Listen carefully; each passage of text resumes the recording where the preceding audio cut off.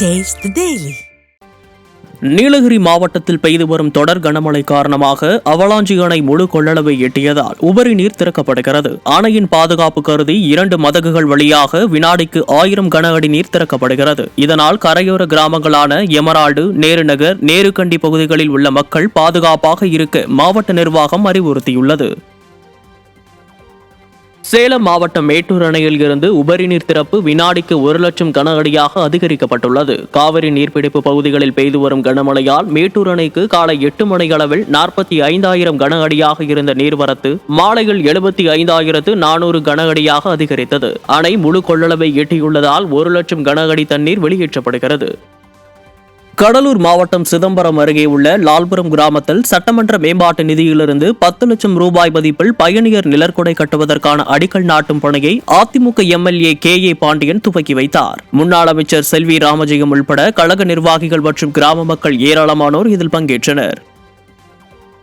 தேனி அருகே மூணாறு சுற்றுவட்டார பகுதிகளில் கடும் நிலச்சரிவு ஏற்பட்டது. இதனால் வாகனங்கள் செல்ல முடியாத நிலை ஏற்பட்டிருப்பதுடன் எந்த நேரத்திலும் மண் சரிவு அதிகரிக்கக்கூடும் என்பதால் கேப் ரோடு வழியான வாகன போக்குவரத்துக்கு இடுக்கி மாவட்ட ஆட்சியர் தடை விதித்து உத்தரவிட்டுள்ளார். இதனையடுத்து மூணாறில் உள்ள நீர்நிலைகள் மற்றும் சுற்றுலா தலங்கள் மூடப்பட்டதோடு பள்ளி கல்லூரிகளுக்கு விடுமுறை அளிக்கப்பட்டுள்ளது.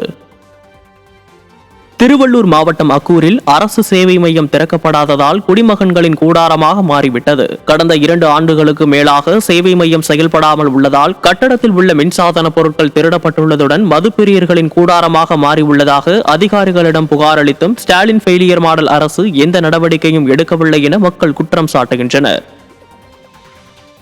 சேலம் மாவட்டம் மேட்டூர் அணையில் இருந்து திறக்கப்பட்ட உபரி நீர் விளைநிலங்களுக்குள் புகுந்ததால் பருத்தி பயிர்கள் நீரில் மூழ்கி சேதமடைந்தது. மேட்டூர் அணை முழு கொள்ளளவை எட்டியதை அடுத்து அணைக்கு வரும் நீர் முழுவதும் காவிரி ஆற்றில் உபரியாக வெளியேற்றப்பட்டு வருகிறது.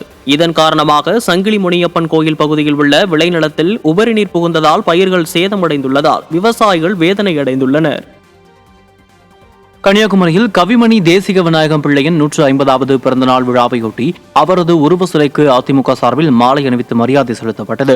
கன்னியாகுமரி கிழக்கு மாவட்ட அதிமுக சார்பில் கிழக்கு மாவட்ட செயலாளரும் சட்டமன்ற உறுப்பினருமான என் தளவாய் சுந்தரம் தலைமையில் கோட்டார் பகுதியில் உள்ள அவரது உருவ சிலைக்கு மாலை அணிவித்து மரியாதை செலுத்தப்பட்டது.